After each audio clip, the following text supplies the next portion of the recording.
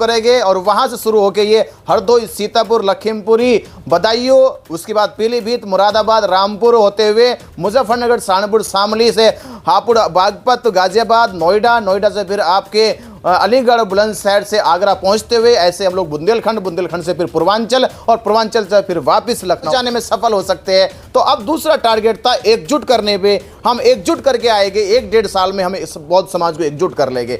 1-1.5 साल में एकजुट हो जाएगा तो हमारी संख्या पूरे भारत में करोड़ों संख्या बुद्धिस्टों की एकजुट हो जाएगी।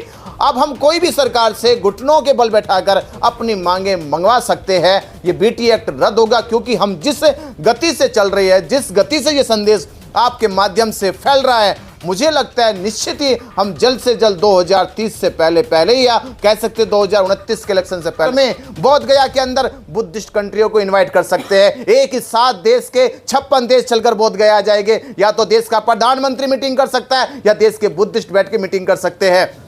इसीलिए आप सभी मीडिया बंधुओं के माध्यम से, जैसे आपको मालूम है कि 12 फरवरी 2025 से महाबोधि महाविहार बोध गया में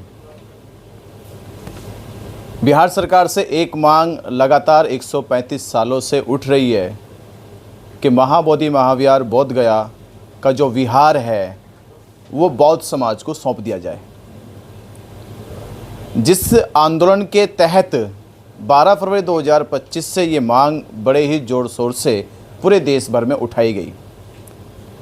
12 फरवरी 2025 के बाद ये आंदोलन बोध गया से शुरू हुआ, धीरे धीरे आंदोलन तक अपने पैर पसारता रहा और दिल्ली में 12 फरवरी 2026 को एक बहुत बड़ा आंदोलन, धरना प्रदर्शन जंतर मंतर पे किया गया।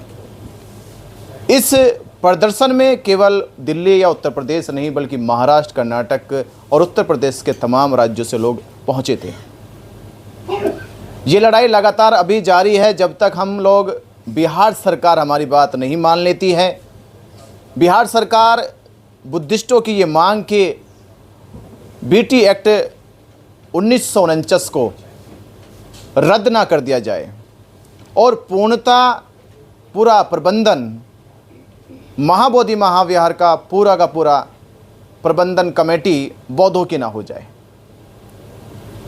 ये सरकार जो लगातार से बुद्धिस्टों के साथ, बौद्ध धर्म के मानने वाले अनुयायियों के साथ एक छलावा करती आ रही है।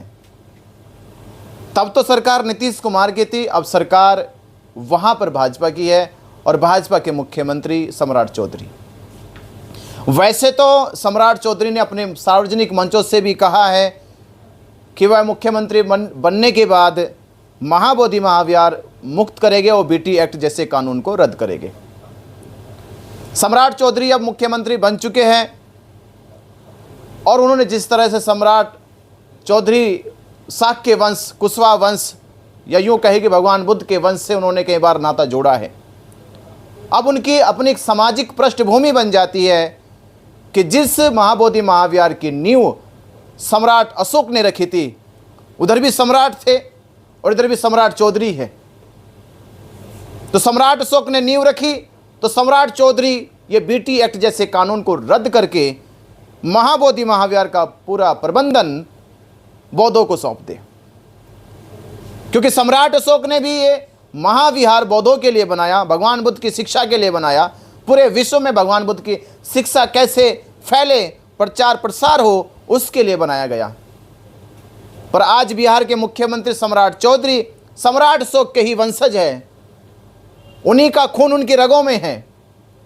तो आज बिहार के मुख्यमंत्री सम्राट चौधरी को ये दायित्व निभाना चाहिए कि जो उनके पूर्वजों ने जिस महान विहार को बनाया, जिसमें केवल भारत या बिहार के लोगों की आस्था नहीं है बल्कि पूरे अखंड एशिया की है, पूरे विश्व के बौद्धों की है, और ऐसे विहार पे कुछ पंडे पुरोहितों को बैठाकर मनमानी तरीके से आडंबर और पाखंड का जंजाल फैला रखा है।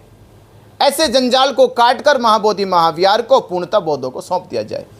इसके लिए हमने यात्राएं महाराष्ट्र हो, छत्तीसगढ़ हो, कर्नाटक हो, लगातार अलग अलग राज्यों में निकाली। अब देश का सबसे बड़ा राज्य उत्तर प्रदेश, उत्तर प्रदेश में 75 जिले हैं और 75 जिलों की यात्रा करने के लिए और हमने जब देखा कि उत्तर प्रदेश में केवल उत्तर प्रदेश में 3.5 करोड़ बुद्धिस्ट लोग रहते हैं, 3.5 करोड़, यानी उत्तर प्रदेश की करीब 12 से 13% आबादी बुद्धिस्टों की है उत्तर प्रदेश के अंदर। और उत्तर प्रदेश में आने वाले 2027 के इलेक्शन है, तो हमें बुद्धिस्टों को महाबोधि महाविहार मुक्त कराने के लिए ये 3.5 करोड़ जो बुद्धिस्ट है उत्तर प्रदेश में एकजुट करने हैं। अगर एकजुट हो जाते हैं तो हम बिहार सरकार को, केंद्र सरकार को ये दिखा सकते हैं कि उत्तर प्रदेश के बुद्धिस्ट उत्तर प्रदेश में भाजपा की सरकार बनने नहीं देंगे। अगर उसने हमारी बात नहीं मानी, अगर वो हमारी बात मानते हैं, महाबोधि महाविहार मुक्त करते हैं, बीटी एक्ट रद्द करते हैं, ये उनके फायदे का काम होगा। तो हम आपसे मीडिया के माध्यम से कहना चाहते हैं कि आने वाली 26 अगस्त 2026 से संपूर्ण उत्तर प्रदेश में महाबोधि महाविहार मुक्ति आंदोलन के जन समर्थन में और लखनऊ में बाबा साहब अम्बेडकर जी के जो अस्थि कलश अम्बेडकर महासभा में रखा गया है, अगर सरकार उसको हटाने की कोई भी कोशिश करती है, उसके खिलाफ भी ये यात्रा आंदोलन करने जा रही है। इस यात्रा के तहत संपूर्ण उत्तर प्रदेश के 75 जिलों में जाकर सभाएं करेगी, संवाद करेंगे और एक यात्रा निकालेंगे। ये यात्रा बौद्ध धर्म के प्रचार प्रसार को लेकर बौद्ध धर्म में जागृति लाना, बौद्ध धर्म के अनुयायियों को एकजुट करना, महाबोधि महाविहार के लिए शक्ति इकट्ठा करना। हम इस संकल्प को लेकर 26 अगस्त 2026 से लखनऊ से चल रहे हैं और लखनऊ से होते हुए यात्रा 6 दिसंबर को 2026 को ही फिर से वापस लखनऊ में पहुंचेगी और लाखों लोगों के साथ भगवान बुद्ध के धम्म की दीक्षा लेंगे और बाबा साहब अम्बेडकर के अधूरे सपने को साकार करने का काम करेंगे। ये यात्रा 26 अगस्त को उत्तर प्रदेश के सभी जिलों में पहुंच रही है। ये 5 महीने की यात्रा जो है, इसका खर्च भी बहुत होगा, क्या आपने उसका भी बजट बनाया हुआ है? देखिए, यात्रा इस समाज की, भगवान बुद्ध ने कहा था कि चरित भिक्खवे चारिकंग बहुजन हिताय बहुजन सुखाय लोकन कंपाय। तो यात्रा चारिका पर निर्भर करती है। भगवान बुद्ध की यात्रा है, भगवान बुद्ध के संदेशों की यात्रा है, महाबोधि महाविहार की मुक्ति की यात्रा है। ये चारिका है और चारिका है कि एक भिक्षु जब निकलता है तो उसका सारा जिम्मा समाज के ऊपर होता है, समाज ही उसे चलाता है, समाज ही उसे खिलाता है और समाज उसे आगे बढ़ाता है। ये यात्रा समाज का बजट है, समाज की सेवा है, समाज का दान है, समाज का समर्पण है। 5 महीने की यात्रा है, इसमें गर्मी बहुत ज़्यादा होगी, बारिश भी होगी और ठंड भी होगी, तो क्या लगता है कि समाज के लोग जो है वो आपके साथ इस यात्रा में कदम से कदम मिलाकर के चल पाएंगे? आपको मालूम होगा, हमारा समाज भीग कर ही, गर्मी में तपते हुए ही, सर्दी में कड़ाके की ठंड में बैठे बैठे ही इसने अपना पूरा जीवन बिताया है। हमारा समाज को इतनी ऐशो आराम या सुविधाओं का लालन पालन नहीं हुआ।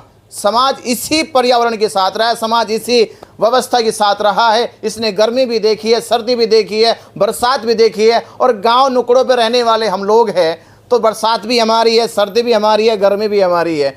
तो ये समाज ना तो गर्मी से कभी पीछे हटा है, ना सर्दी से पीछे हटा, ना बरसात से पीछे हटा है। मुझे लगता है कि विश्वास हम में होना जरूरी है। हमारी भगवान बुद्ध में जो विश्वास और श्रद्धा है, ये होना जरूरी है। तो हमें कोई बरसात या कोई गर्मी, कोई ठंड रोकने वाली नहीं है। एकजुट हो गए, जब बौद्ध समाज एकजुट हो जाएगा या भिक्षु जब एकजुट हो जाएगा, तो बौद्ध धर्म को मानने वाले अनुयायी भी एकजुट हो गए और वो सड़कों पर निकल कर आएंगे, वो अपने शहरों में मंच लगाएंगे, वो अपने शहरों में सभाएं करेंगे। यूपी के सभी 75 जिले इस यात्रा का भव्य स्वागत करेंगे और एकजुट होकर महाबोधि महाविहार की मुक्ति की लड़ाई लड़ेंगे। महाबोधि महाविहार की लड़ाई पिछले 25 से 30 साल से चल रही है और कई सारे बौद्ध भिक्षुओं ने पूरा दमखम लगाया। क्या लगता है कि विनयचार्य, भंते विनयचार्य जी, आप जो हैं वो इस आंदोलन को पूरी चोटी पे पहुंचा के ही मानेंगे? देखिए, चोटी तक पहुंचाने हम बीच तक तो पहुंच गए हैं, यानी वार्तालाप तक पहुंच गए हैं। ये वार्तालाप का विषय चल रहा है और वार्तालाप का विषय अब ये परिणाम तक पहुंचेगा। हमारा पहला उद्देश्य था मैसेज को सर्कुलेट करना, वो हमने किया कि देश भर में ये मैसेज चंद ही साल 1.5 साल में पूरे देश के कोने कोने तक पहुंचा दिया।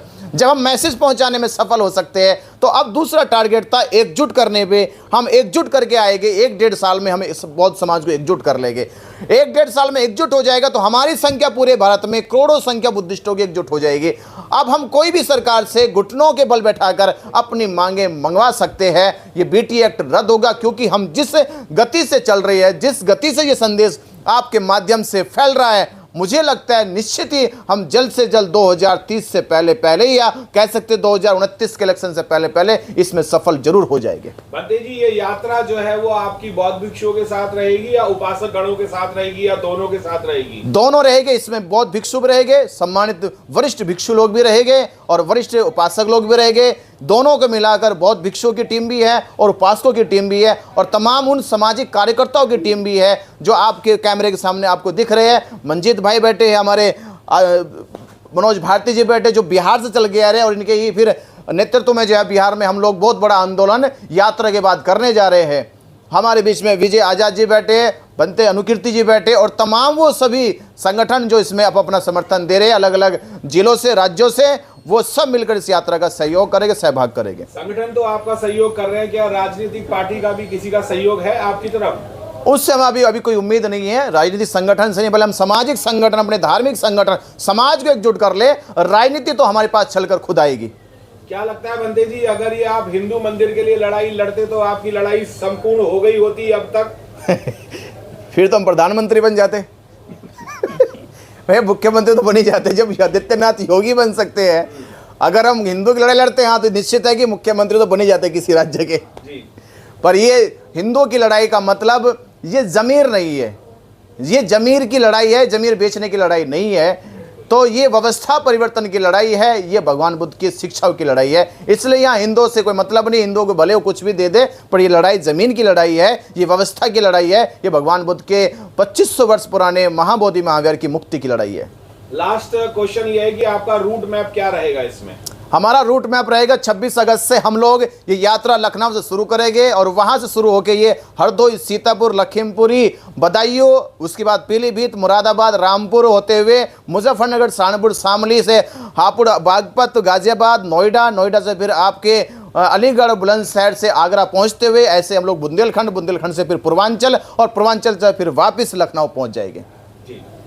कुछ और देशवासियों को कहना चाहिए? मेरा बस संदेश है देशवासियों से साथ साथ सबसे ज्यादा उत्तर प्रदेश के जनता से, उत्तर प्रदेश के अम्बेडकरवादी बहुजन समाज और बुद्धिस्ट समाज से ये संदेश है कि ये यात्रा मात्र केवल धार्मिक यात्रा नहीं है, ये यात्रा है बौद्ध समाज के उस संदेश की, जिस संदेश को बाबा साहब अम्बेडकर जी ने 14 अक्टूबर 1956 को दिया था। कि बाबा साहब ने कहा था कि मेरा धर्म परिवर्तन केवल मेरा परिवर्तन नहीं है, बल्कि ये उस समाज का परिवर्तन है जो समाज देश में नहीं, राज्य में नहीं, शहर में नहीं, गांव के एक दक्षिण टोले में बैठकर जिसको बंद कर दिया गया, जिस पर ग्रहण लगा दिया गया, जिस पर यह कहा कि वो पूरे गांव के चक्कर नहीं लगा सकता, बाबा साहब ने कहा कि मैंने आज भगवान बुद्ध का धम्म स्वीकार किया है। उस टोले में बैठा हुआ वो व्यक्ति जो पूरे गांव में नहीं घूम सकता, मैं उसे घुमाऊंगा China, Japan, Thailand, Burma, Myanmar, Cambodia, वो देश घुमाऊंगा जहां केवल ये कहेगा कि मैं ही केवल भारत का बुद्धिस्ट नहीं हूं, पूरे विश्व के लोग बुद्धिस्ट है। तब इसके रिलेशन आपके मीडिया के माध्यम से बताना चाहता हूं मैं, इसे देश में या तो इंटरनेशनल रिलेशनशिप देश का प्रधानमंत्री बना सकता है, मुख्यमंत्री नहीं बना सकता है, कोई संगठन नहीं बना सकता है, पर इस देश में इंटरनेशनल अगर कोई संबंध स्थापित कर सकता है, रिलेशनशिप बना सकता है, एक फ्रेंडशिप बना सकता है, तो वो बौद्ध धर्म है। जिस दिन हमने महाबोधि महाविहार मुक्त कर लिया, उस दिन हम बैठकर महाबोधि महाविहार में बोध गया के अंदर बुद्धिस्ट कंट्रियों को इनवाइट कर सकते हैं। एक ही साथ देश के 56 देश चलकर बोध गया आ जाएंगे। या तो देश का प्रधानमंत्री मीटिंग कर सकता है या देश के बुद्धिस्ट बैठ के मीटिंग कर सकते हैं। इसलिए मैं कहना चाहता हूं, इस देश का शोषित पीड़ित समाज देश या राज्य या शहर या गांव की सीमाओं में कैद नहीं है, वो इस पूरे विश्व का एक प्रतिनिधित्व करेगा अगर हम महाबोधि महाविहार मुक्त करा पाए। जी बताइए, धन्यवाद, बहुत बहुत शुक्रिया। थैंक यू, शुक्रिया। अप्रोच करें तो शायद इंडिया में आपकी बात बहुत जल्दी मानी जाएगी, जिसमें कि दलाई लामा जी अगर आपके साथ हो जाए तो? देखिए, दलाई लामा जी वैसे बाहर नहीं है, वो देश में रहते हैं, देश के अंदर ही है। दलाई लामा जी और बाहर के, हाँ, दलाई लामा जी देश के अंदर ही है, पर देश के अंदर वो देश के सरकार के साथ भी है। और देश में आप जानते सरकार भाजपा की है, और जितनी हमारी एशिया बुद्धिस्ट कंट्रियां है, उस पूरी की पूरी एशिया कंट्री में भारत जो है एक बड़ा देश माना जाता है। और बड़े देश के नाते देश का जो बुद्धिज़्म का रिप्रेजेंटेशन है उन कंट्रियों के साथ, वो बुद्धिस्ट के नाते ही है। जैसे आप सुनते हैं कि देश के प्रधानमंत्री अक्सर कहते हैं अपने मंचों से, इंटरनेशनल प्लेटफॉर्म पे कहते हैं कि मैं बुद्ध की धरती से आया हूँ, मैं बुद्ध का अनुयायी हूँ। भगवान बुद्ध ने भारत में जन्म लिया है, भगवान बुद्ध की शिक्षा पूरे देश और दुनिया में फैली है। तो जो भगवान बुद्ध का संदेश है वो अन्य देशों के सामने ऐसे पेश किया जाता है जैसे कि भारत पूरा बुद्धिस्ट है। और जब बुद्धिस्ट कोई डेलीगेशन इंडिया में आता है, उनके सामने ऐसी पिक्चर्स बना दी जाती है, ऐसी गैलरियां सजा दी जाती है कि मानो कि वो भगवान बुद्ध के देश में चल रहे हैं। तो हमारा काम ये है कि उन कंट्रियों को अभी मालूम नहीं है मुद्दा कि देश में मुद्दा क्या है इनका। हमें देश को वापिस उस पूरी देशों को, विदेशियों के बुद्धिस्टों को ये समझाना है कि भारत देश में बुद्धिज्म केवल एक बुद्धिज्म नहीं है। यहाँ पर बुद्धिज्म के साथ एक ब्राह्मण है जिसने बुद्धिज्म को 2500 साल से लड़ाई संघर्ष करते करते बुद्धिज्म का धीरे धीरे यहाँ पतन करने का काम किया। तो हमारा जो संदेश है ये साथ समर्थन का कि विदेशी बुद्धिस्ट साथ तब देगा आपके जब यहाँ आप मजबूती से खड़े होगे। मैं कह रहा हूँ कि बुद्धिस्ट का यहाँ पे एक डेलीगेशन मजबूत हो जाए। अभी सेंट्रल गवर्नमेंट ने अपना डेलीगेशन बना रखा है कि कोई बुद्धिस्ट डेलीगेशन आएगा उनके साथ वार्तालाप बैठ के वो करेंगे। एक बोध गया में बना हुआ डेलीगेशन है, वो विदेशी बुद्धिस्टों के साथ बातचीत करेंगे। पर हमारा एक धार्मिक तौर पे प्लेटफॉर्म नहीं तैयार, एक सामाजिक तौर पे प्लेटफॉर्म तैयार नहीं है जो विदेशी बुद्धिस्टों के साथ एक डेलीगेशन मीट कर सके। पर ये मैं कह रहा हूँ कि हम किसी भी तरह से महाबोधि महाविहार को मुक्त करा लिए तो आपके माध्यम से मैं कह रहा हूँ कि एक ही दिन, जैसे कहते सरकार में अगले सप्ताह ये बिल लेकर आ जाएगी, बोध गया में बैठकर आप अगले सप्ताह ये इन्विटेशन निकाल दोगे कि एशिया के 56 देश के बुद्धिस्ट जो है अगले सप्ताह बोध गया पहुंच जाए। तो 56 देश के बुद्धिस्ट बोध गया पहुंच जाएंगे, उनके साथ आप एक इंटरनेशनल मीट कर सकते हो। ये मैसेज आपका जाएगा। क्या इस चीज को करने के लिए आपके सारे बौद्ध भिक्षु आपके साथ हैं, जो नए पुराने या जो आपके सीनियर्स हैं या जूनियर्स हैं? भगवान बुद्ध जब अपने घर से निकले थे तो उनके परिवार उनके साथ नहीं था, उनका संघ उनके साथ नहीं था, वो अकेले चल पड़े थे। जब वो संबुद्ध बनने वाले थे, जब उनको ज्ञान प्राप्त होने वाला था, जब उनको बुद्धत्व प्राप्त होने वाला था, तो उनके परम 5 मित्र कौंडिन्य, अश्वजित, महानाम, भद्र, वो पांचों के पास छोड़ के चले गए, अकेले रह गए। फिर भी जब उन्हें पहला ज्ञान हुआ तो भी अकेले थे, जब घर छोड़ा तो भी अकेले थे, जब ज्ञान प्राप्त हुआ तो भी अकेले थे, और जिस दिन संसार से गए महापरिनिर्वाण हुआ तो भी बोले मुझे अकेला छोड़ दो। अत्यदीप भव, तुम अपने मालिक, मैं अपना मालिक। की यात्रा है 5 महीने की, उसमें बिहार की तरफ से क्या सहयोग रहेगा आपका? सबसे पहले मैं तमाम पत्रकार बंधु जो हैं, मैं उनको अपनी बिहार के तरफ से, मैं अपनी तरफ से और अपनी संगठन समतामूलक संग्राम दल की ओर से क्रांतिकारी जय भीम से अभिवादन करता हूं, अभिनंदन करता हूं। और जो आपकी सवाल है, 105 दिन की जो यात्रा है उसमें बिहार पूरे दमखम से रहेगी, इसलिए कि जो बीटीएमसी एक्ट जो है वो बिहारियों पर एक कलंक है, और इस कलंक को हमारे पूजनीय भंते विनयाचार्य जी ने हम बिहारियों को पहचान करवाया, और इस कलंक को मिटाने के लिए इन्होंने ललकारा भी है। हमें अब जानकारी हो गई है कि एक्ट जो है ये 1949 में बनी और आज तक ये लागू है, और एक कानून जो है एक धर्म का कानून है जो भारतीय संविधान को उल्लंघन करता है। भारतीय संविधान के मौलिक अधिकार हमें धार्मिक आज़ादी देती है, और संविधान के अनुच्छेद 13 ये कहता है कि ऐसे एक्ट जो संविधान लागू होने के पहले है और वो मौलिक अधिकार को वर्तमान में उल्लंघन करता है, वो स्वतः शून्य हो जाएगी। तो ये एक्ट जो है ये संविधान लागू होने के पहले थी, अब जब संविधान लागू हो गया और ये मौलिक अधिकार जो धार्मिक आज़ादी देता है उसको उल्लंघन कर रहा है, तो ये शून्य अब तक क्यों नहीं हुई? ये लड़ाई है, हमारी संवैधानिक लड़ाई ये है, और हम संविधान की सुरक्षा में पूरे बिहार ताकत से लड़ेंगे, और चंद दिनों में हम संविधान को रक्षा भी करेंगे और बीटीएमसी एक्ट 1949 है उससे रद्द भी करवाएंगे। जी बहुत बहुत धन्यवाद सर। आपसे भी सवाल है, आप युवा हैं, कितनी भागीदारी रहेगी आपकी? देखिए, पहले तो चैनल के माध्यम से आपके चैनल के माध्यम से देश की करोड़ों की आबादी वाली जनता को दिल की गहराइयों से जय भीम, जय संविधान। पूजनीय बनते विनयचार्य जी के द्वारा जो 1 से 5 दिवसीय उत्तर प्रदेश में यात्रा निकाली जा रही है, जन संवाद यात्रा, इस यात्रा में बढ़ चढ़ कर के हम साथ रहेंगे। 105 दिन पूरा साथ देंगे पूरी टीम के साथ, और हर ज़िले में जो ये व्यवस्था परिवर्तन की लड़ाई है, इस लड़ाई को लड़ेंगे। क्योंकि जब तक वैचारिक संघ एकजुट नहीं होगा, जब तक वैचारिक संघ एकजुट नहीं होगा, तब तक हम व्यवस्था परिवर्तन की लड़ाई को नहीं लड़ पाएंगे। और वैचारिक संघ को बनाने के लिए पूजनीय भंते जी के निर्देशानुसार जितने भी उत्तर प्रदेश में सामाजिक संगठन चल रहे हैं, जितने भी क्षेत्रीय समाज सेवी हैं, उन सभी लोगों को वैचारिक रूप से एक साथ लेते हुए इस व्यवस्था परिवर्तन की लड़ाई को दमदारी से लड़ेंगे। बहुत बहुत